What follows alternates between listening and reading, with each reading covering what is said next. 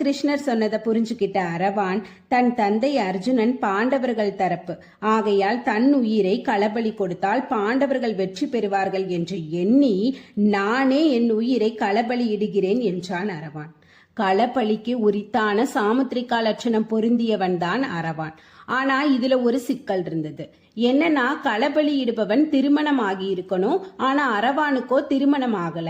அதனால உடனே திருமணம் நடக்க முழு வீச்சுல பெண் தேடுறாங்க.